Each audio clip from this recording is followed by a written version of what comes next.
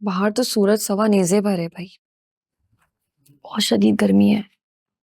तो किसने कहा था कि सुबह सुबह उठकर मटर गश्ती पे निकल जाएं?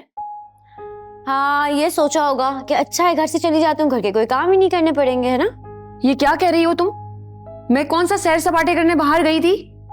सलीम भाई से दुपट्टे लेने गई थी ना। और तुम्हें तो पता है ना अब्बा जान की उस हरकत के बाद सलीम भाई कितने चिढ़े हुए हैं। इतनी मुश्किलों से उन्होंने मुझे दुपट्टे दिए हैं। अच्छा, तो अब वो भी नखरे दिखाएंगे?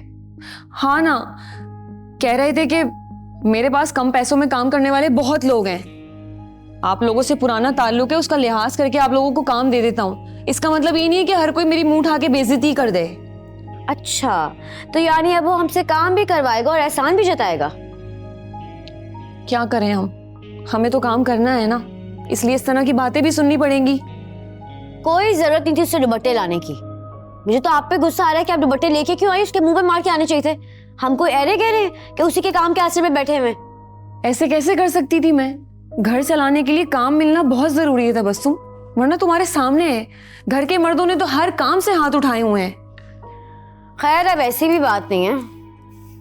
हाँ, आपके मियाँ तक तो ठीक है, लेकिन एहसान तो बहुत जल्द दुलारे भाई के साथ मिलकर अपना बिजनेस शुरू करने वाले हैं।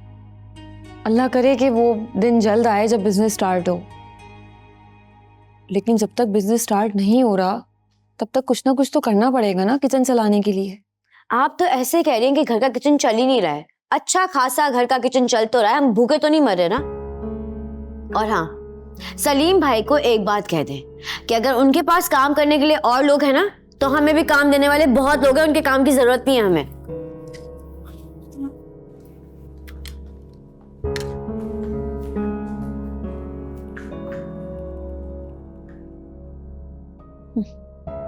इस तरह के नखरे तो वो करे जिसे सबकी जरूरत ही ना हो। यहाँ तो अल्लाह के सहारे के बाद बस इसी काम का ही आसरा है।